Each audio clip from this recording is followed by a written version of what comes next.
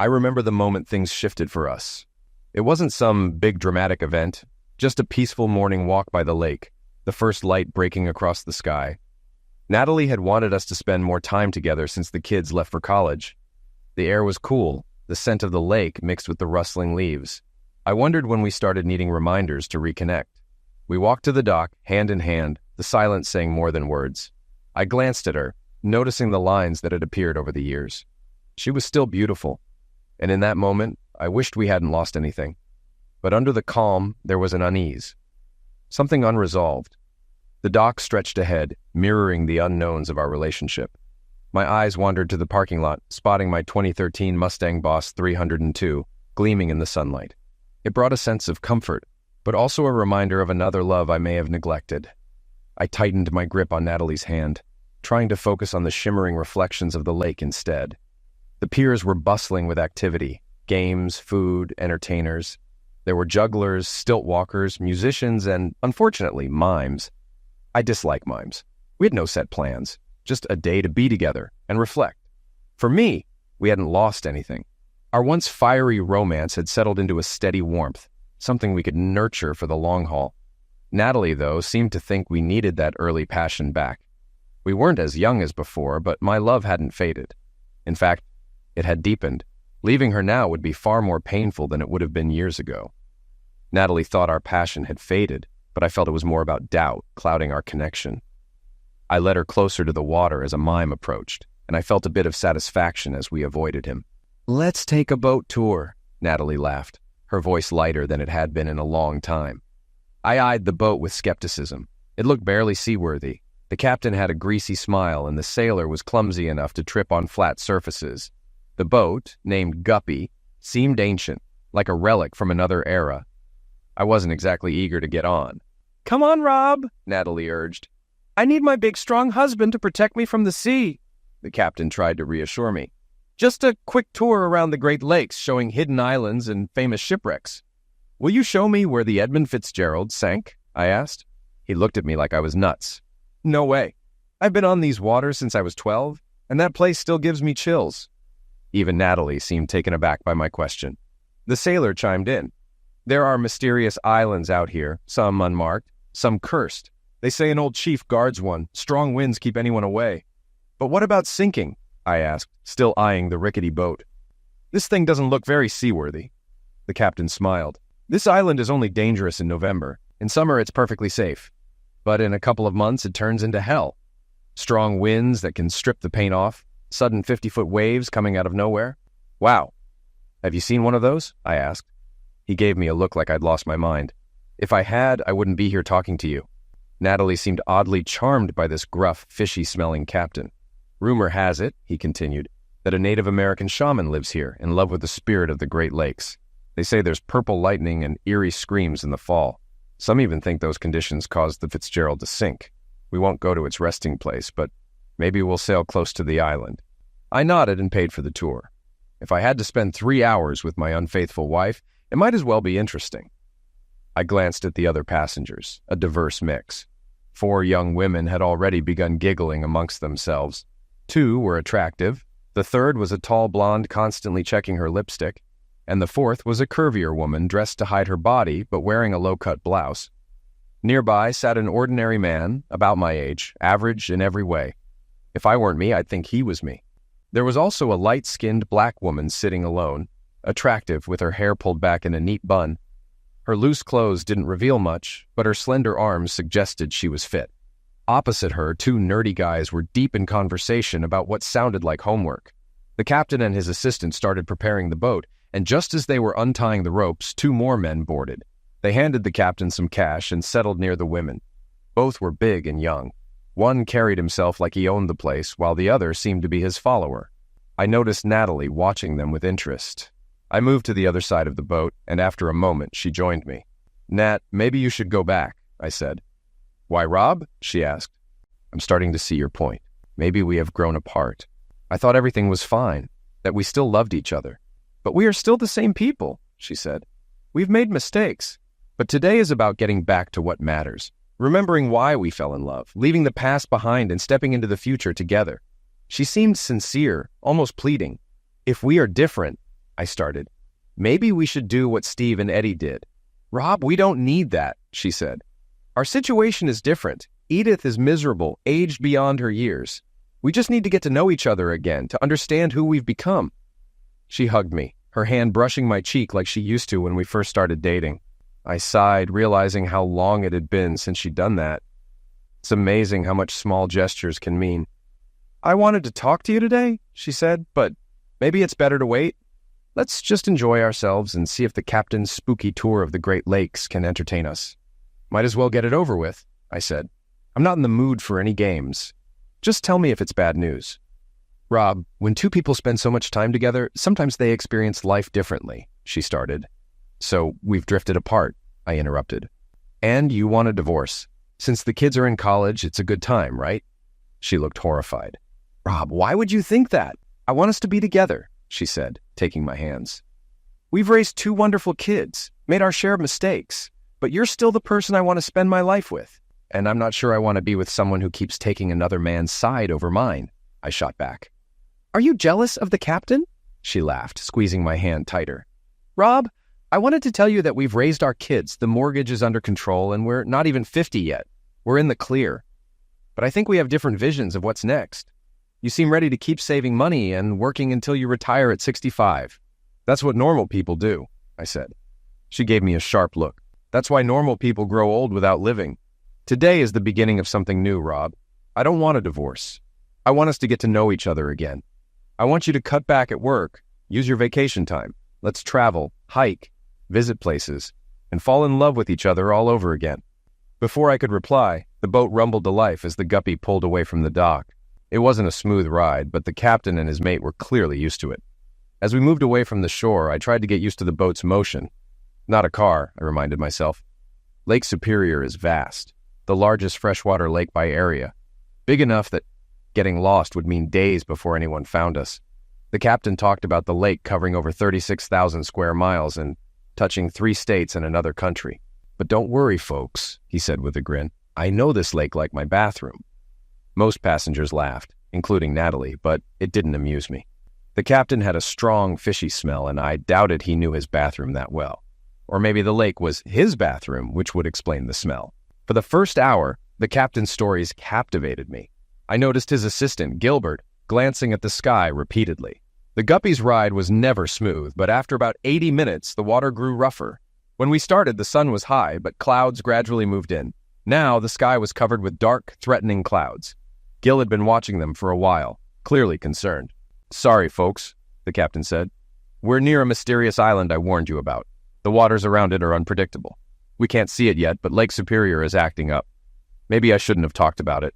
At first, I thought he was exaggerating to cover up his poor seamanship. Any sailor should watch the weather. Even Gil had noticed the clouds. But just as the captain spoke, lightning struck close to the boat. Heavy raindrops started to fall, and we all hurried into the cramped cabin.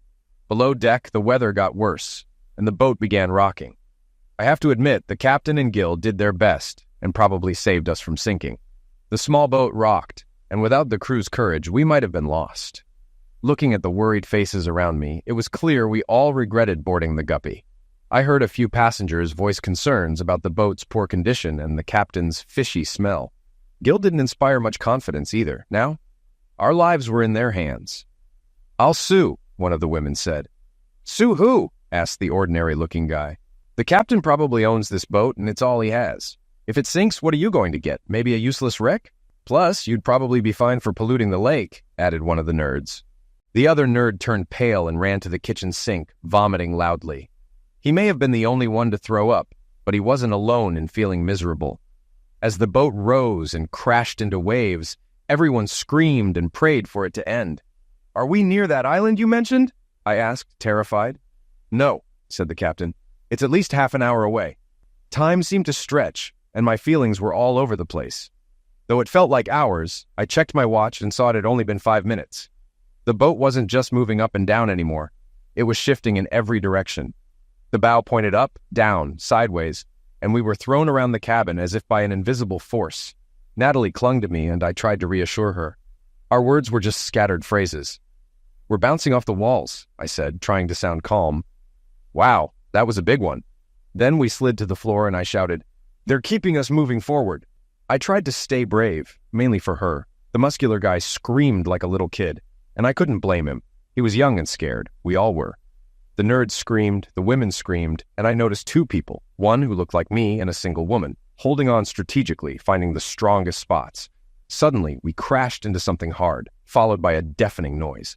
I saw a large hole in the opposite wall, water pouring in. "We need to get out of here," I yelled. "Everyone on deck!" With a hole like that, we were sinking fast. The muscular guy pushed past the women and ran out. I helped two women to their feet and got Natalie out onto the deck. The captain hadn't insisted on life jackets, so I began searching for them. "What now?" the muscular guy asked, clearly frightened. "I'm trying to find life jackets," I replied. "Me too," he said, opening cabinets. The captain and Gil were trying to patch the hole and contact help. I took out my phone, but there was no signal. The rain had eased, but the wind still tossed us around. We were all terrified. One of the women found the life jackets. "I found them!" she shouted. The muscular guy hurried over, pushed her aside, grabbed a jacket, and began handing them out. Then the boat hit something again, and the impact knocked us down. I saw the captain fly up and fall badly on his back. There was a sickening crack, and he lay motionless. We all held on to something, and Natalie clung to me, sobbing. The boat had stopped moving. I crawled to the captain and called for Gil. I checked for a pulse, but there was none. I looked at Gil and shook my head. "The captain is dead, isn't he?" whined the muscular guy. I nodded. "Oh, this is just great," he whined. "How are we supposed to get home now?" I looked around and noticed the boat had actually run aground. I climbed out and saw we were on a fairly large piece of land that we had stumbled upon during the storm. The others followed me out, and we found ourselves on a wide beach. "Gil, is there any way we can fix the hole in the boat?" I asked. He just stared at me. "Why are you asking him?" the muscular guy snapped. "Because he's the captain now, so he's in charge. We need a plan to figure out how to get off this island or signal for help," I replied. "We don't need to do any of that, Grandpa," he scoffed. "Everything is automated. Once the company notices they've lost contact with the boat, they'll come find us. All we have to do is wait. Besides, why trust this guy? He and the captain almost got us eliminated. Some captain he is." Ignoring him, I began walking along the beach. I noticed I was being followed and turned to see Gil, the muscular guy, and the quiet woman trailing me. The ordinary guy soon caught up. "Exploring the island?" he asked. I nodded. "We need to know what's here in case rescue doesn't come." There wasn't supposed to be a storm this afternoon. It was forecast for tonight and tomorrow afternoon. "George Ignatowski," he said, offering his hand. "Robert Sinclair," I replied, shaking it. "George, we can cover more ground if we split up. Gil and I will head east, and you and this lady can go west. Is your watch still working?" "Yes," he confirmed. "Let's meet back on the beach in an hour. We probably have about 3 to 4 hours until sunset, and the storm could start by then, if not sooner. We're looking for a cave or any natural formation to use as a quick shelter." He nodded, and we parted ways. As Gil and I walked, he seemed to snap out of his shock. "How do you know this is east?" he asked. "The sun sets in the west," I said. He nodded. "Learned that from a survival course?" "No, I watched a lot of westerns as a kid," I replied, smiling. "We found some rock formations that could work, but they needed some materials to make them suitable. There were many thin but strong trees and some large trees where we could cut long branches. From talking to Gil, I had a good sense of what supplies were available on the boat. After an hour, I knew what we needed to do to ride out the storm. I sent Gil back to the boat with a list of items to gather, while I returned to the beach to explain our findings. If George hadn't found a better spot, we'd use the one we had. Time was short, so we needed to move quickly. I was only gone for about an hour, and maybe it was just luck that I chose that path. This part of the area was a bit more secluded. Later I learned they had decided on a safety in numbers approach, pairing up whenever someone needed to use the bathroom. Unfortunately, or perhaps intentionally, when Natalie needed to go, no other women were available, so she went with him. I heard them talking as I approached. I wasn't trying to be quiet until I recognized her voice. "But aren't you married?" he asked. "It's no secret," she said. "I've been exploring my options for a couple of years. A friend of mine got caught, so I decided to stop, but maybe now isn't the time to give it up." Then I heard a familiar sound and his groan. I knew what was happening, but seeing it was different. I crept closer and saw Natalie with him. She suddenly straightened up, almost as if she heard me, but she was just checking the beach to see if anyone was nearby. "Why did you stop?" he asked. "We're just getting started," she replied, lowering her underwear and leaning forward. After a few minutes, he began to moan. Remember, those younger girls might be prettier, she said, but they won't do what I will. Since you're in charge now, I expect you to look out for me. If you do, I'll give you whatever you want. What about your husband? He muttered. What he doesn't know won't hurt him, she said. Just keep him busy. Send him on some errand to feel important. I thought I should have been shocked, but once she mentioned cheating on me for years, it all made sense. I understood why she suddenly wanted to rediscover our relationship. She had cheated with Eddie, and when Eddie got caught, she feared the same fate. That's why she acted like she wanted to rekindle things between us. It was all just to protect herself. What hurt most was how calculated she was, never considering me for a moment. Being practical, I pushed it aside. The storm was still coming. I walked away from the woods and approached the beach from the other side. There, I saw George and the woman. We met in the center, and George shook his head. We found a small cave, he said, but it's not big enough for all of us. The woman tugged his sleeve. Oh, yeah. We also found some trees with ripe berries. There were a lot of squirrels, too. Okay. Gil and I found a natural rock shelter. It should work for tonight. We'll need to use tarps and rope from the boat to make it windproof. We should start soon, I explained. No need for that, came a voice from behind me. While you were off exploring, we held an election. This is still America, and I'm in charge now. The two nerds, the muscle guy's friend, and the 4 other women nodded in agreement. So we didn't get to vote? Asked George. Wouldn't have mattered, said the muscular guy. There were 9 of us here and only 4 of you. I figured if no rescue came tonight, we could just sleep on the boat. No need to waste energy building a shelter when we had the boat. George and I shrugged and headed towards the spot I had found earlier. Hey, the muscular guy shouted. Where are you going? There's a storm coming, I said. We don't have time to waste on you. But I'm in charge, he insisted. We didn't vote for you, George said. You're not leading us. What about your wife? The guy shouted. Aren't you going to try to convince her to come or fight for her? You already said it, I replied. She's with you. I looked Natalie straight in the eyes, and she shuddered. I only fight for what's worth it. But Rob, Natalie began. George, the quiet woman, and I headed away from the beach. As we left, a buxom woman joined us. Dana, where are you going? One of the other women called out. Listen, Peggy, I know how this story ends, Dana said. 4 guys, 5 women, and I'm the odd one out. I'd rather take my chances with them. They have a plan and a reason for it, I hope. Once we arrived at the spot I found earlier, we introduced ourselves. The buxom woman was Dana. The quiet one was Ella. Ella didn't speak much because she didn't like explaining her accent. She called herself a crossbreed. Her father was half black and half Hispanic. Her mother was Irish, and Ella grew up in London. She was a librarian and proud of it. George, like me, was an engineer. He was mechanical, and I was in manufacturing. I explained my idea for strengthening our spot. It was at the bottom of a steep hill with a V-shaped notch that provided some shelter. My plan was to build a lean-to against the rock wall, blending it into the hillside.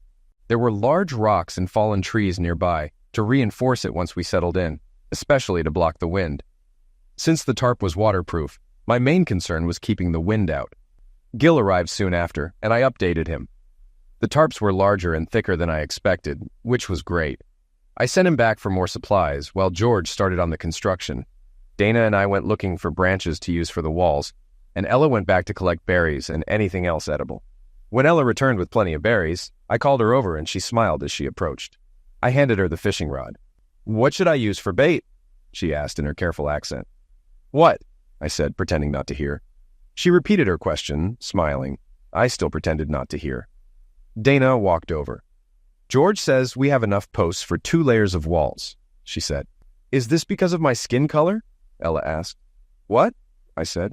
I've asked you the same question 3 times and you didn't hear me, she said, looking hurt. Ella, that's silly, I replied. And I'm sorry you think I'm silly, she snapped. I want you to know. I couldn't help but laugh. Ella, I never meant you were silly, I said. I meant I was the silly one. She calmed down, studying me. I doubt you're silly, she said. And since we're following your plan, if I'm wrong, we're all in trouble. Ella, I kept asking you to repeat yourself because I love hearing you speak, I said. Your accent, your voice, everything. It's just magical. I could listen to you all day. We both blushed and turned away. Ella, I shouted as she took the fishing rod. Check the muddy spots for worms and try using them or some berries as bait. A few minutes later, she returned, pulling me towards a puddle. Attach this to my hook, she said, pointing to a fat worm. George began setting up, driving long posts into the hillside. From a distance, they were almost invisible, thanks to the angle George carefully selected. The next step was to drape a tarp over them and add another layer of posts to keep it secure against strong winds. I asked Gil to place a large, flat metal disc he had brought from the boat. In the center of the shelter, I added crumpled paper, wood chips, and pieces of dry wood, with some metal skewers above it, creating both a heat source and a stovetop. On his last trip, Gil brought several bottles of water and 3 cans of soda. Clouds started filling the sky. We all worked together to push a large rock and a split tree stump in front of the wall. We used smaller tarp pieces to make blankets, and life jackets were stretched out to serve as mattresses. Ella showed up with 3 beautiful fish as a finishing touch. "Look what I caught," she said proudly. "I'll take care of it," George offered. "I'll clean them." "Gil, help me with the first one," Ella added, smiling. I noticed the other 2 fish were still attached to the rods. After George took them from her, Ella walked over to me. "I think I'll stick to berries," she said. "Not really a sushi fan." "Well, not a sushi fan," I said, pointing to my makeshift stove. "How about this?" "What is that?" she asked, curious. "This is where we're cooking your fish," I said with a smile. "Smart man," she smiled back. "Maybe I'll try some after all." "Ella, we don't know how long we'll be here. We need more than just berries and greens to stay strong. Anytime we have protein, I need you to eat it. Fish, squirrel, whatever we find. Even if it doesn't taste great. Okay?" She nodded. "Rob?" she called. I turned to her. "I was just wondering," she said with a smile, "what fried crap might actually taste like." We both burst into laughter, drawing everyone's attention. Before we could explain, the first raindrops fell. We hurried inside our makeshift shelter. We left the damper behind the rocks open, but moved the log closer. After a few tries, I managed to get the fire started with my lighter. The small fire and open damper gave us light. I put Ella's cleaned fish on a spit and held it over the fire, turning them slowly. The smell of cooking fish was inviting. While we waited for the fish to cook, we took turns sharing more about ourselves. Dana had many questions. "I feel okay," she said. "Considering the situation, I feel pretty good. But why didn't we wait out the storm on the boat with everyone else?" "Because the boat is perched precariously on the same rocks that damaged its hull," I explained. "It's unstable. When the winds pick up and the tide comes in, the boat could easily be swept off the rocks." "You mean they could leave without us?" she asked. "Or go straight to the bottom of the lake," I said. "The lake's over 1,000 feet deep in some spots," Gil added. "What about your wife?" Ella asked. "Pretty sure she can swim," I said. Silence fell, broken only by the crackling fire as everyone looked away. "Listen, guys," I began. "Today was supposed to be about Natalie and me reconnecting. I didn't think we needed it. It was her idea. But a few hours ago, I caught her doing something unforgivable if she wanted to stay married to me. I also overheard her talking about cheating on me for years. So whether we leave this island or stay forever, our marriage is over. It wasn't love that made her want to get closer. It was fear of getting caught. Honestly, I'm glad I found out. Now I can move on and find someone better before it's too late, so forgive me. Bad trash is best taken out. Let's eat."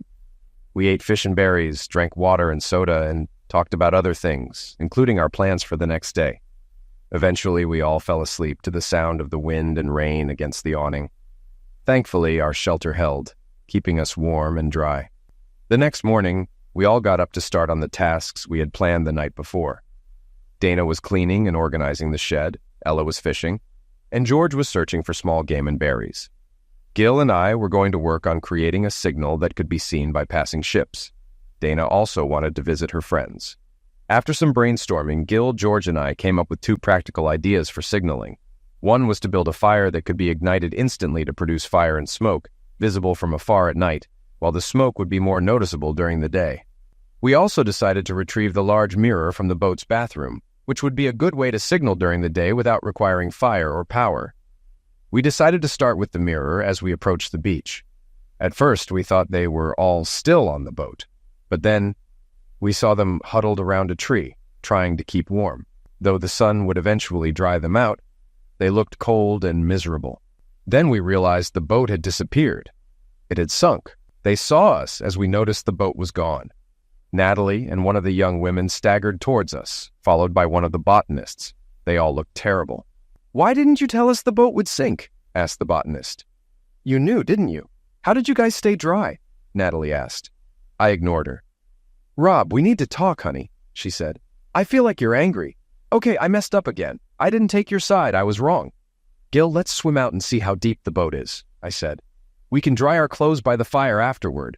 Hopefully they'll have something for us to eat when we get back. Everyone turned sharply towards us when I said this. Where are you getting your food? Asked the muscular guy, shivering. You took all the food from the boat, didn't you? Of course not, Gil replied. There's plenty of food on the island. You just need to know where to look and work together. Show us, Mr. Paish, Muscles demanded. We have work to do, I said. If you're part of the group now, you need to get up and figure things out. By the way, the forecast said it might rain today. What do you mean by working together? Asked one of the botanists. We all have different tasks, I explained. Some are cleaning our area, others are gathering food, and some of us are working on signaling ships. You took all the capable people, Muscles complained. That's unfair. You left me with useless women and nerds. I thought nerds were smart, but all these guys know are comics and Lord of the Rings. It's unfair. We should all regroup. I'll talk to our group at lunch and get their opinion, I said. Why don't you just tell them? He said. Because we don't have a leader, I replied. We discuss ideas and act on what we think will work. Everyone has a say. Why are you dry? Asked the blonde, her makeup smeared and her expression miserable. Our shelter is dry and protected from the wind, Gil said, and the fire kept us warm. Where did you find shelter? Muscles asked. We didn't find it, Gil said. We built it. Rob came up with the design, IG, that's George Ignikowski, constructed it, and Dana made it comfortable. Looks like we're with the wrong group, the blonde muttered. Gil and I dove into the water, swimming towards the rocky edge of the island. The boat was there, about 8 feet underwater. I took a deep breath and dove, but couldn't reach the mirror. Gil did better. He surfaced with a small grill. Not that I didn't like your cooking last night, he said. But this will make things easier. Another group began following us as we left. I turned and spoke to them. Less than 24 hours ago, you all made some bad choices, I said. You're lucky you didn't drown when the boat sank. I'll talk to my group about reuniting and we'll let you know. Natalie was still following me. Where are you going? I asked. With you. We're still married, remember? In the coldest voice I could muster, I said, Yesterday, while you were with that guy, you said what I don't know won't hurt me. You were wrong, Nat. Now I know, and I'm ready to leave you behind. When we leave this island, we're getting a divorce. We're done. She stood there in shock as Gil and I walked away. Over the next 3 days, the two groups had minimal contact. My group thrived. We used long sections of pipe from the boat as makeshift snorkels, which allowed us to retrieve the mirror and other useful items. The only real contact between the two groups was through Dana, who visited her friends every day. She returned with disturbing stories. The other group is near starvation, she said. Troy, the muscle guy, has become a tyrant, ruling by fear. The women, except Natalie, want to leave but are scared of him. She looked at me. Natalie's depressed. She thinks you've abandoned her. I have, I said. What else am I supposed to do? How would you feel if you'd spent 20 years loving and supporting someone only to find out they've been cheating for years? I wish we could start the divorce here and now. Don't you want to talk to her? Find out why? Dana asked. Why does it matter? I said. She wasn't forced or blackmailed. Even if something like that happened, she could have come to me for help. The fact she did it more than once means I don't want to stay married to her. Not all men are cheaters and not all women are faithful. I'm just unlucky. But I'm not going to become bitter. I'll find someone who sees things the way I do. That morning, I woke early and went to check the pole we had mounted on the cliff for the large mirror. The other group roughly shared the island. They had the beach, we had the cliff. It worked out because most of the fish were around the cliff rather than the beach. As I neared the cliff, I saw Ella sitting on the edge, fishing in just her underwear, a lacy bra and underwear. She was slim but curvy, and I wondered why someone with her figure wore such loose clothes. Over the past few days, we'd kind of paired off, except for Gil. Dana and IG spent a lot of time together, while Ella seemed to seek my company. We sat together at meals, and she often snuggled with me at night when it was cold, though that's as far as it went. I wasn't sure I could say the same for Dana and IG, despite the age difference. I was about to approach Ella when I saw them, Troy, his friend, and the two botanists coming out of the forest. They went straight for Ella. Troy grabbed her arm, trying to pull her away. I ran over, pushing Troy off and standing between them. What are you doing here, old man? Troy sneered. This isn't your side of the island, I said. We have an unspoken agreement because we don't agree with each other. As I spoke, Natalie and the young women approached from one side, while Dana, IG, and Gil came from the other. This is the land, Gil, IG. And I chose while you sat on your steroid-pumped bum saying we were wasting time. This land is ours. It's Dana and Ella's. You belong on the other side, I said. Is this Gilligan's Island? Asked one of the women sarcastically. I'm tired of all this, Troy shouted. I'm tired of starving, thirsty, being sunbaked all day and freezing at night. I was wrong. I picked the wrong people. I thought with Dave and me being the strongest and the nerds being the smartest, we'd have it all. Turns out my nerds are useless. They have PhDs, but who needs theoretical physics on a deserted island? I thought having all the women would be an advantage, but somehow you kept the prettiest one for yourself. We need to share resources fairly. You and the other old man are clearly the brains, and your friend's a hunter. If I take her, I'll have food. Since you want her back, you'll build me a shelter or give me yours, right? No, I said. That's nonsense, he spat. Dana talks to her friends every day, and while they talk, I listen. They all want to join you. I've heard them complain about us forcing them to sleep with us and having no food. Dana snuck them bits of squirrel and fish and talked about all of you. I know Dana's with the other old guy, and you and the English girl haven't done anything, but you like each other. So decide if you're building me a shelter or giving me yours. No, I repeated. So you're not even going to try to get her back, he asked. I won't have to, I said. You won't take her away? Before I could answer, a huge fist hit me in the mouth, knocking me back. Guess you weren't smart enough to see that coming, Troy muttered. You might be smart, but it's time someone showed you your place. As I stood up, he hit me again, this time in the eye. Stop, a woman's voice called out. Don't hit him again. I'll go with you. I'll fish, pick berries, whatever you want. Just leave him alone. Smart girl, Troy said, standing over me. I was furious. I hadn't fought since high school. No, I said again, exaggerating my struggle to get up. You've got guts for an old man, he laughed. You're the only one here who stands up to me. I swung clumsily at him, purposely missing. We don't need to do this, he said. But why are you willing to fight for her when you didn't fight for your wife? Easy, I said, still staggering. Ella is worth it. I approached him, pulling back my fist again. He smiled. I swung awkwardly and he leaned back. At that moment, I kicked him as hard as I could in the groin. His scream could have been heard across Lake Superior. As he doubled over, I brought my knee up into his face and he fell. His friend stared in shock. You were faking it, he said. You weren't that hurt. It's called cheating, I laughed.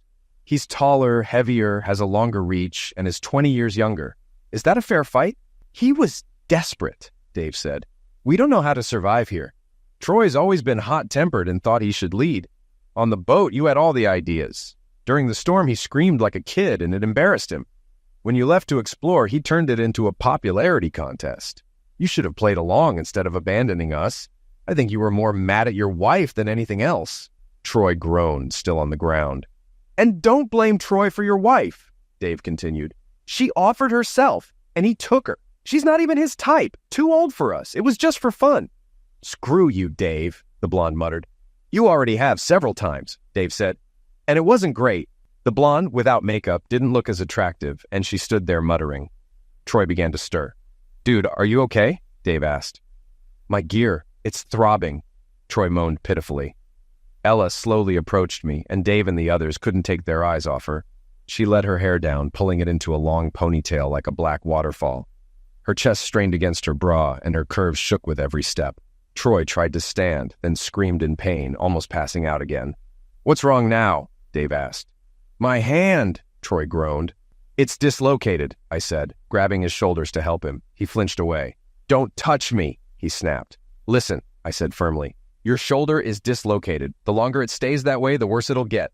Lie down, shut up, and I'll try to fix it. I grabbed his hand, placed both my legs on his side, and pulled sharply. He screamed and then sighed in relief. Oh, damn, that feels so good, he said. You need to make an armband, I said. It'll be sore for a week, and even after the pain subsides, it'll be weaker for a while. You should head back to your side of the island and rest. Dave helped him up, and they all left, though there was a lot of grumbling. I suspected they'd soon have a new leader. Ella looked at my face, then ran off. Just let her go, Dana said from behind me. What did I do wrong? I asked. Absolutely nothing, Dana said. She's even more obsessed with you now. You got beaten up to protect her. Do you know what that does to a woman? When did she start really liking me? I asked. From the first night you told her how much you loved her voice. She said, Rob, do you know what women hear all the time? We hear, look at that A, or God, I wish I could grab those bosom. You didn't hear what Dave said about Becky? Do you know how hurt she is right now? Believe me, to Ella, you can do no wrong. I continued working on the mirror, adjusting it to aim the beam over the cliff and onto the water. I was just starting to remember we'd skipped breakfast when I heard hesitant footsteps behind me. I turned to see Ella. She held 2 square boards Dana had made for plates. There were greens and some type of meat cut into pieces. We had 3 or 4 pieces each with mugs of berry juice. She looked at me, then quickly looked away. What did I do now? I asked. Your eye, she said. And your lip. They'll heal, I replied. But they shouldn't, she said. I could catch fish for him for a few days. Maybe he could learn to fish for himself. Maybe I didn't want to be without you for a few days, I said. Her eyes widened, and she tried to hide her smile. The greens are different, she said. I found them underwater near where I fish. I asked Gil to dive in and cut some. It's like kale, but the taste is a bit different. I realized she wanted to change the subject. What kind of meat is this? I asked. Try it, she said, smiling. I took a bite. It wasn't squirrel, less fatty, more like chicken, though I knew there weren't any chickens on the island. Is this seagull? I asked, chewing. She shook her head. It's not pigeon, is it? I asked, taking another bite. IG caught it, she said. It's a snake. I spat it out, taking a long sip of berry juice. Rob, do you know when I realized you cared about me? She asked. I shook my head. It was when you told me to eat every kind of protein available, even if it tasted terrible. You didn't say that to anyone else. It mattered to you that I stayed healthy. So now I want you to eat your snake for me. It's not as tasty as fish, but it's protein. Better than nothing. From that moment, something shifted between us. We never discussed it or made anything official, but we became a couple. We also stayed together from then on. Since we couldn't store extra food, we began giving any surplus to the other group. When we brought them a bucket of fried fish and greens, they pounced on it, devouring it by the handful. Unlike us, they had no sense of sharing or teamwork. Each person just took as much as they could and walked away. One morning, a few days later, Ella and I were sitting on a cliff. She was fishing, and I was watching her in my underwear. Ella rinsed her clothes every day in the cool, clean water and let them dry in the morning sun. While her clothes dried, she fished in her underwear. By the time her clothes were ready, she usually had enough fish for the day. Once she put her clothes back on, she would rinse her underwear.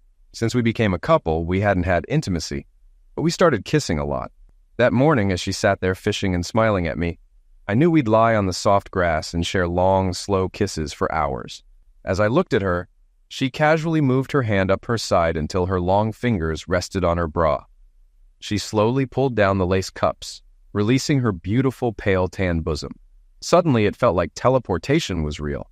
One second I was sitting on the grass 10 feet away, and the next, I was on her lap, caressing her, without any memory of moving in between. Suddenly, she sighed. Rob, I'm not going to stop, she said. I want you so much. Not even for that boat, she said. What boat? I asked. I stood up and looked out at the water.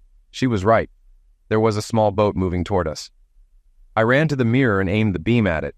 At first, it looked like it might pass by, but then it slowed down. Ella and I started jumping and signaling. The boat turned toward us. Gil heard our screams and ran over.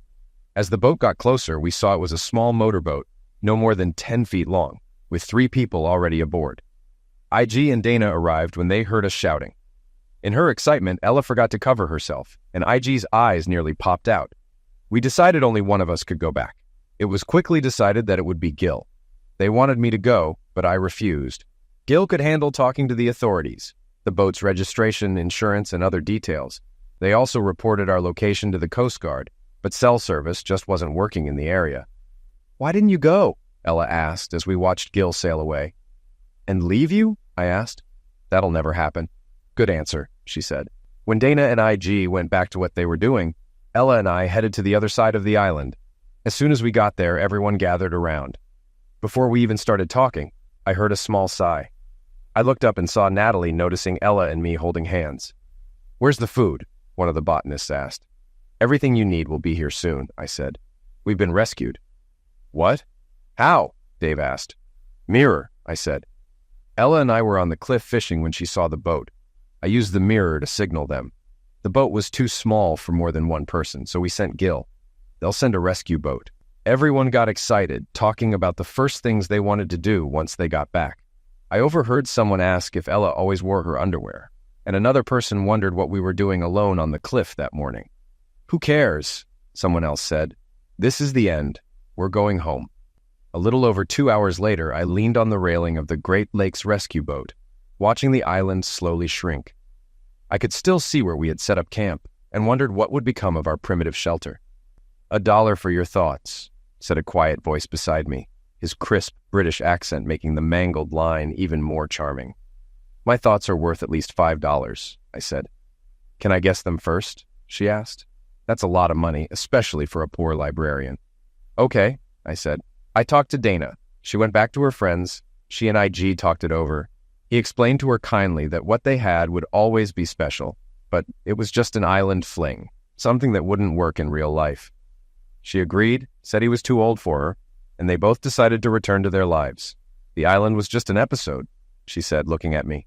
I nodded. "Is that what you were thinking?" she asked. "Were you trying to find a gentle way to tell me the same thing?" "Something like that," I replied. I watched her struggle to keep her expression calm. "Actually, I was just thinking that after our wedding, we could rent a boat and come back here for our honeymoon. Can't decide if we should invite some friends. And, of course, if we have kids, we'll bring them here someday. My other kids might want to see it too, depending on which side they're on after the divorce." The next thing I knew, she came at me so fast I nearly toppled over the railing. Somewhere in that tangle of arms and legs, our lips met for a moment before someone cleared their throat. I turned to see Natalie standing behind me. "Ella, can I talk to Rob for a moment?" she asked. Ella nodded. "I'll go try to console poor Dana," she said. "Is she on the list?" I asked. "Definitely," Ella replied, and an idea started forming in my mind. "Rob, what's going on?" Natalie asked. "You haven't said more than 10 words to me since you let me know you knew what I did. We need to talk about this." "I talked to Dana on the island," I said. "She told me something that doesn't make sense. I think you might have the wrong idea about what happened here. Natalie, as soon as this ship docks, I'm filing for divorce. If what you have to say will save me time, let's do it now. It means we won't have to waste time later," I said. "Okay, Rob, I don't know how you found out, but yes, I cheated before we got to the island. But I stopped on my own and decided to dedicate myself to making you happy. That's why we got on that damn boat in the first place, so we could fall in love again. I quit, Rob. I'd never do it again. That should count for something," she said. "It says something," I replied, and she smiled. "It says nothing. 0 is something mathematically. What else did you want to say?" "Well, you know Troy forced us all to sleep with him and the others." She knew I knew she was lying as soon as she said it. "Nat, do you think I found out about you and Troy?" I asked. "Dana told you, right?" she said. "No, Nat. You told me yourself," I said. "Before, you sided with Troy against me, just like you did with the captain. I was in the bushes. I saw you with him, heard everything. It's funny. A guy I can't stand cared more about our marriage than you did. He even asked, 'What about your husband, Rob?' I was scared," she whined. "I wanted the best chance of survival." "Well, you picked the wrong side," I said. "And I paid for it," Natalie said. "They treated us like trash. Ella only had to be with you. She probably even liked it. We were passed around without our consent, and those nerds were sadists." "Natalie, Ella and I haven't had sex yet," I said. "I think we'll wait until after the wedding." "You can't be serious," she said. "Are you really going to divorce me?" "That's the plan," I said. "Just like Steve and Eddie." "Rob, Steve and Eddie are nothing like us. They haven't been married that long, and they don't have 2 kids to explain it to." "Okay, I had physical engaging with some guys while I was with Eddie. It was just for fun. It was only Zex. No permanent partners. Just casual, nameless Zex. And I always came home to you. I never embarrassed you or did anything with our friends." "So what?" I said. "So it's as much your fault as it is mine," she said sharply. "I waited 20 years while you went to work every day. I was bored. I felt less than human." "Tell that to Oprah or Dr. Phil," I snapped. "After our divorce, write a book and be on The View. But don't give me that excuse. It's such a cliche. I worked hard every day to give you what you wanted. I bought the house in the neighborhood you wanted. I bought you the car you wanted. When you ask for those things, someone has to pay for them. My part was working hard to cover the loans. Your part was taking care of the house and the kids. If you wanted a change or a job, all you had to do was tell me. You could have said, 'Honey, I want to work and help out.' Even if the job only covered daycare, it would have been the same. Instead, you're telling me all these excuses, but you couldn't just say you were bored." She looked at me as if she'd never considered it.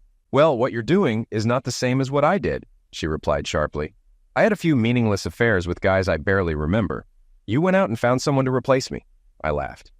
"Are you laughing because you don't see your relationship with Ella as serious?" she asked. "How much time do you need with her before your wounded ego lets us get back together?" "Natalie, Ella could never replace you," I said. She smiled. "Ella is younger, smarter, prettier, and in better shape than you ever were. Most importantly, she believed in me before we even met. She listened to me and Troy and chose my side when my own wife wouldn't. As for time, I want to spend the rest of my life with her." "What will we tell our friends? What will we tell our children?" she asked, almost pleading. "I don't want to end up like Eddie." "Tell them whatever you want," I said. "I'll tell them the truth." Once we reached the dock, things really began to move fast. I'd already told Natalie I planned to leave the house, so she needed to find somewhere else. Since she couldn't afford the mortgage without a job or substantial child support, she agreed. She decided to move in with her parents and planned to pick up her things on Saturday. I got into my Mustang and drove home. Once there, I called the same divorce lawyer that Steve had used. Steve ended up paying Eddie very little, and I hoped for a similar outcome. I had another ace up my sleeve, actually two. While I was busy separating bank accounts and canceling all of Natalie's credit cards, she chose a different route. She called our kids and fed them a bunch of lies. She hired her own lawyer and fought every settlement offer I made. We went through consultations, and even our therapist was shocked by Natalie's behavior. The consultations failed but lasted 8 weeks. In a last-ditch effort to avoid court, we tried arbitration. That's when I finally understood Natalie's intentions. She was trying to do what Eddie did to Steve, squeeze as much money as she could out of the divorce. If she couldn't save the marriage, she wanted enough money to keep doing whatever she wanted. The judge didn't give her nearly as much as she hoped for, and what she did get was only for 2 years. After a few months of wild living, Eddie realized that being constantly available wasn't as fun as she thought it would be. She ended up lonely and broke. Natalie saw this and tried to avoid the same outcome. She did everything possible to delay the divorce, thinking that if she stalled long enough, I'd take her back. She even used our kids, her parents, and many of our friends, telling them lies to try to convince me to work things out. I begged her to accept one of my settlement offers to end it. The arbitrator was frustrated with Natalie's behavior. In the end, he just asked her what she wanted, hoping to use it as a negotiation starting point. Natalie continued to make absurd demands, saying that if she didn't get them, she wanted to stay married. One demand was $2 million a year for 10 years. Since I made under $100,000 annually, this was ridiculous. The arbitrator wrote a note to the judge about Natalie's behavior and sent us to court. Natalie didn't realize that court was the worst option for her and the best for me. Our adult children attended the hearing, and neither had spoken to me since Natalie filled their heads with lies. In court, in front of our parents and kids, Natalie made her last stand. The first witness my lawyer called was Natalie's ex-girlfriend, Eddie. By the time Eddie finished describing what Natalie had been doing behind my back, my son was furious, and my daughter was in tears. They no longer believed Natalie's lies. When my second witness was called, Natalie sank even deeper into her seat.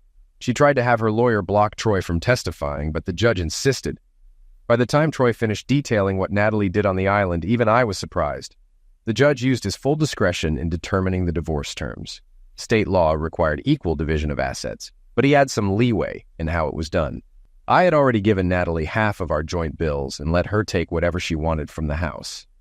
The judge allowed her to keep her car, permitted me to buy out her share of the mortgage, and set alimony at $1 per week for 2 years. Natalie had already spent the money from our joint accounts, leaving her in a tough spot. We had little equity in the house due to a second mortgage taken to pay for our children's education. Natalie also had to pay her own legal fees, and despite delaying the divorce at her request, her lawyer charged for his time. In the end, Natalie found herself in debt. Our house cost $110,000. We still owed $30,000 on the first mortgage and $40,000 on the second, leaving us with $40,000 in joint equity. I gave Natalie $20,000.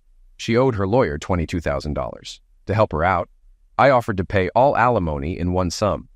I handed her 5 crisp $20 bills and 16 quarters, then walked away. Almost exactly 6 months after leaving court, I found myself back on the dock. Ella and I looked at the massive ship moored there, and she squeezed my hand. "Daddy, Ella!" someone shouted behind us. My daughter Susan ran up and hugged us both. She introduced us to a modest young man, her boyfriend, and they boarded the ship. Both sets of grandparents were already on board. I was still amazed that I remained close to Natalie's parents, given they were my children's grandparents. IG and his wife waved from the top deck. I shook my head and Ella nudged me. "Be nice," she said. Dana arrived with a guy who looked like Gil. "You'll have to explain how they ended up together," I said. Troy and Dave showed up too, each with pretty college girls. The island experience had changed a lot in their lives. The botanists arrived alone. My son was already at the island. He had rented a helicopter and flown there as part of our backup plan. The only people who weren't with us from the island were Dana's 3 friends. They felt they had been treated badly and didn't want to relive it. And of course, Natalie wasn't there. It wasn't that she didn't want to come, but after our divorce, things hadn't gone well for her. Most of the men she dated weren't kind, leaving her with bruises and scrapes. Plus, the money she made as a receptionist wasn't enough to afford a nice dress. But the biggest reason she couldn't attend was that she was in jail. She felt betrayed by Eddie's testimony in court. On the other hand, Eddie felt abandoned by Natalie during her own divorce. So even though they were alike, they rarely saw each other. A few nights ago, they ended up at the same bar and fought over the same guy. The judge sentenced them to a week in jail for property damage, disturbing the peace, mutual attack, and public drunkenness. As the large ship pulled away from the dock, a smaller one followed at a distance. I wanted to see our little island again. We planned to get married there, and while everyone else slept comfortably on the ship, Ella and I would spend the first night of our honeymoon in our old, primitive shelter. The next day, we'd board a helicopter and head back for the start of our real honeymoon in Vegas. $1 for your thoughts, Ella said beside me. "Oh, I don't have to pay for them anymore," I said. "We'll be married in a few hours and we'll be together forever. I'll never do anything to lose you. I love you too much." "I could listen to you forever," I said. But what I was actually remembering was just before I fought Troy over you on the island. "Do you remember what I called this place?" "Yeah, you called it Gilligan's Island," she said, laughing. "No, what did I say? This is the land of Gil, IG, and me. Maybe the 3 of us should look into buying it." "Maybe not," she said. But we lived happily ever after.